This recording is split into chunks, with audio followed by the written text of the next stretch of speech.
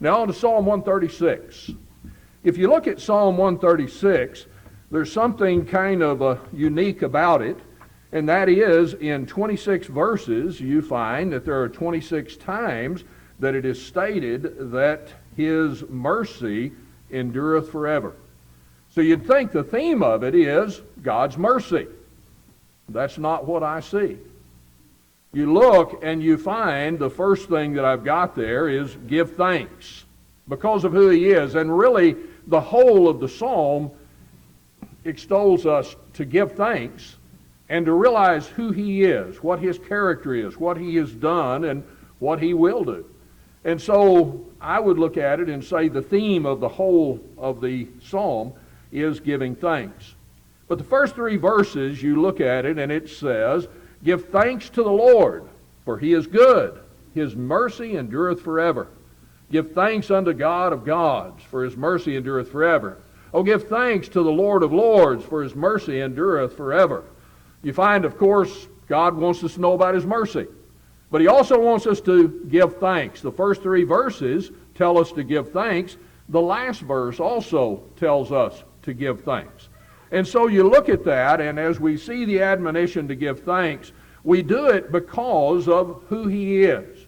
You look in the first verse there, it says, give thanks unto the Lord. And you'll notice if you have the King James Version that Lord is all capitals. And that tells us, if you want to do further word studies, you can do it, but that alone tells you that the word is Jehovah. And that is the premier name, I guess you'd say, some people say, used of God. But it simply points out that he is the God. So he is Jehovah. Give thanks to him because of who he is. And in the Old Testament, that was always referring to Israel's God. And then he is God of gods. Now at that time, there were some who would look to the angels and refer to them as gods. They would look to the civil magistrates and look to them as gods. But here, he is extolled again as that true God. That God who is over all. The angels adore him. The angels serve him. Any magistrates that are there, God is the originator of the civil government. They also need to realize they derive their power from him. And any supposed deities in the world that the people would follow, they need to realize that if they thought of a God, he is the one whom they would all crumble before. You go over to the book of Acts, the 17th chapter, and there Paul looks at those who built images to all of the gods they could conceive of, and in case they missed one, the unknown God, and he said, that's who I declare unto you, showing that he is the supreme one. And then you find that he is to be given thanks because he is Lord of lords. And there, Lord means a sovereign one. He is in control. Jesus in John 14, he said, why call you me Lord, Lord, and do not the things that I say? That tells us that the very term Lord means he is the one who has that power, that might, that authority. He is sovereign. And so we need to realize who he is and give him that thanks that is due for what he renders. And then you also look and you find that he is Lord of lords, he is God of gods, and he is simply that Lord. And so those three terms tell us who he is. It's a brief explanation, but it is one that ought to cause us to simply stand in adoration and thanks of him. And so this psalm, I learned from it, I need to know more about God. I need to look and realize who he is, what he has given. We'll go on farther on that. But you find kind of that parallel thought over in 1 John 4 and verse 9. We love him because he first loved us. In other words, we know God and we react to that. And so knowing who he is, that he is the Lord, that he is God of gods, and he is Lord of lords, we are thus admonished to give thanks. That's why it starts with that. It ends with that in verse 26. Oh, give thanks. Secondly, give thanks for what he's done.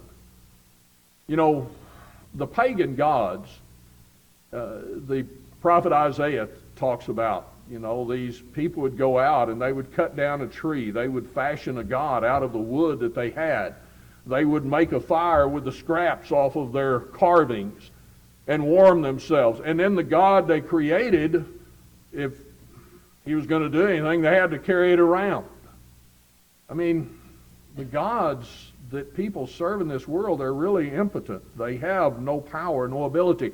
But our God is an active God. He has been and always will be one who has done so much.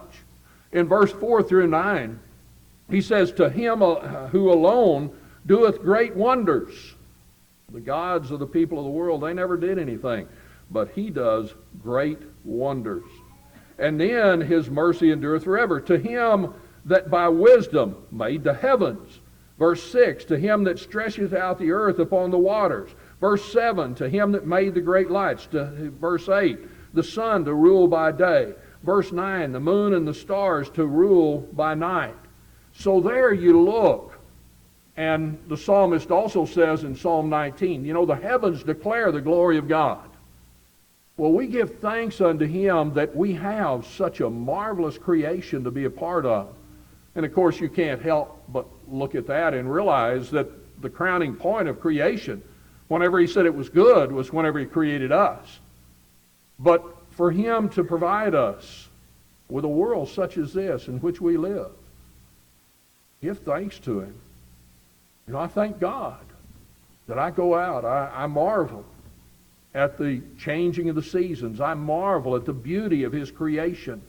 I marvel at the beauty of the oceans, the dry land that appears. It is so amazing to see what he has created for you and I. The prophet Isaiah also points out that he did not create it in vain, that is, without purpose. He created it to be inhabited by us. It's for us. And so we give thanks because of what he has done in his creative labors. But also the deliverance. Notice beginning in verse 10, he's now turning his admonitions to those upon this earth. He says, to him that smote Egypt in their firstborn, his mercy endureth forever. Verse 11, he brought out Israel from among them. Verse 12, with a strong hand, with a stretched out arm. Verse 13, to him that divided the Red Sea into parts. And verse 14, made Israel to pass through the midst of it. Verse 15, overthrew Pharaoh and his host in the Red Sea. In verse 16, you find it goes on in speaking of the provisions that he made for them. He is the one who has delivered, and whenever he delivers, he provides. He made the people, or he led the people through the wilderness. Well, the leading not only gave the direction, but all of their needs were fulfilled. I mean, you think of all the things that were done as those people were provided for in this wilderness. And God is that one who delivers and provides. He smote great kings in verse 17. He slew famous kings in verse 18. Sihon, the king of the Amorites. 20, Og, the king of Bashan. In verse 21, he gave their land for a heritage, even a heritage unto Israel his servant in verse 22. So there you look at that, and the psalmist is telling them, you give thanks to him. You remember what he has done because you are his people. Now today I look at that and I think, that's amazing. But then I go over to the Hebrew letter and I find out there's a rest that remains for the children of God. Canaan, land flowing with milk and honey. God said, I give you this land. And what a blessing it was. It gave them the provisions that were there in this land that was so fertile. It gave them a place of protection and isolation that they could grow and prosper. It gave them a place that would be central to their worship. But all of that pales in comparison to that heavenly hope that we have. God is going to deliver me, deliver you if we follow him. We go through a wilderness wandering on this land. But we sing that song so many times, to Canaan's land I'm on my way. Well, I'm not to this physical Canaan over here. I don't even care to go there, to be truthful. But spiritual Canaan, that's the hope. That's the hope that we have that saves us in Romans 8 and verse 24. That's what Paul himself longed for, to depart from this world and to be with Christ. That's what Jesus set before us. I go to prepare a place for you, that where I am, there you shall be also, in John 14.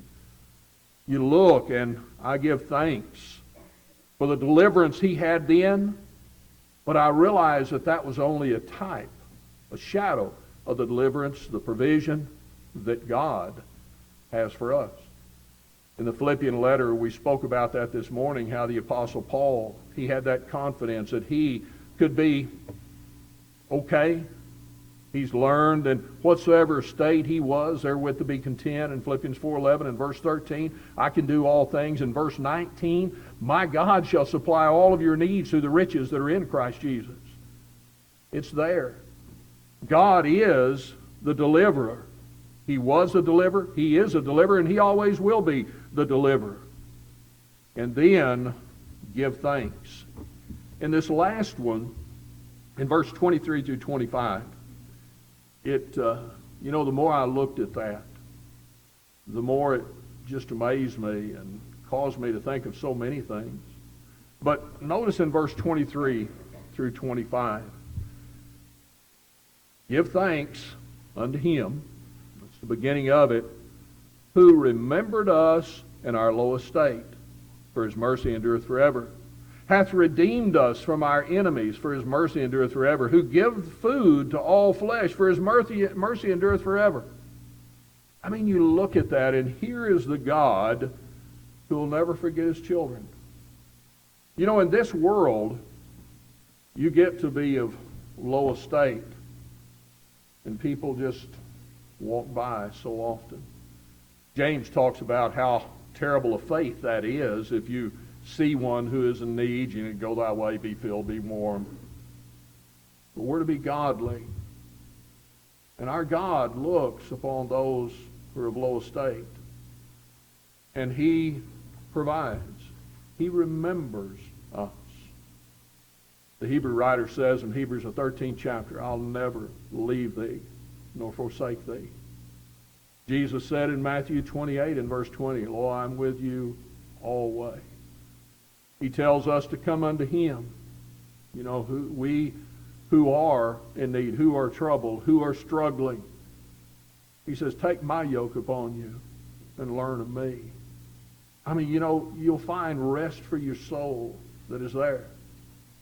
We look to God and we give thanks because he always remembers us. You know, God never forgets us. God never stops caring. God never stops loving. God never stops being that merciful God. There's a song. Started to have Seth sing it during the first Sunday singing, but I didn't know if he knew it. So maybe he does, and maybe he can sing it another time. I know it, but I've never led it. It's the Lord has been mindful of me, Psalm 638. He says, though I through the valley of shadow, or mountain or troubled sea, and oft in the darkness have traveled, the Lord has been mindful of me. Much more than my grief and my sorrow, much more than adversity, much more than all I've given, the Lord has been mindful of me. I'm rich, I'm saved, I'm happy. I've health and prosperity. I have friends, I have doors that are open. The Lord has been mindful of me. The Lord has been mindful of me, his blessings and blessings again. My God is the God of the living. How excellent is his name. L.O. Sanderson wrote that. And as I was looking at this passage, that song came to mind, and it caused me to look and to see a little bit about it. And I learned that L.O. Sanderson, I knew he was a member of the church, but I just assumed that he'd been brought up in the church. And that's not the case. L.O. Sanderson was a member of the Methodist Church. And I guess he was in a position of prominence there. And as he recounted writing that song, he said, I left the Methodist Church, a place of prosperity. The money was flowing. And he said, I became a member of the Church of Christ, a body that was spoken against throughout the world. And he said, I thought I had made so many sacrifices. He said, but I came to realize I'd sacrificed nothing. Instead, I'd gained everything. And thus, with that knowledge in mind that, yes, he had left the things that enamored so many in the world, he gained what God provided. And thus he wrote that song, The Lord has been mindful of me. And I thought about that, and I thought, how many times do we think about what, we've sacrificed? The psalmist is telling us here, not to be, the prayer of the Pharisee and the publican. The Pharisee, I thank my God I'm not like thee, and went on, what I've done, what I've done, what I've done. That's not what we thank God for. The publican smote his breast. Be merciful unto me, a sinner. God, be mindful of me would be another way to say that. I need to look and realize that God has been, is, and always will be mindful of me and all. He wants us to come to him, realizing who he is, to give thanks unto him because of who he is, because of what he's done, because he'll never forget me. He'll never leave me. He'll never lie to me. He'll never fail me. The Lord has been mindful of me. Over in the book of 2 Corinthians, the first chapter, you find in verse 8 through 10, where the Apostle Paul, he talks about deliverance. And he says, we would not, brethren, have you ignorant of our trouble which came to us in Asia, that we were pressed out of measure above strength, insomuch that we despaired even unto life. But we had the sentence of death in ourselves, that we should not trust in ourselves, but in God, which raiseth the dead, who delivered us from so great a death, doth deliver, and whom we trust that he will yet deliver. You notice that? Deliverance in 3 tenses is what I've written in many a Bible. He has delivered, he doth deliver, and we trust will deliver. We know the Lord while we were yet in low estate. We sing that song, where could I go but to the Lord? And we know he's always remembered us when we went. He will remember us now if we go, and he will remember us in the future if we go. What an amazing God we serve. 26 times in this psalm, we're told that his mercy endureth forever. Paul's common greeting included that mercy, because he had been a recipient of it so many times in his life, no doubt, and he prayed that others would have that mercy. So whenever we look at our life, we need to, in everything that we have done, everything that we will do, realize that the God who is the Lord of lords, who is that one who is God of gods, his mercy is always there. It endureth forever. And so we give thanks.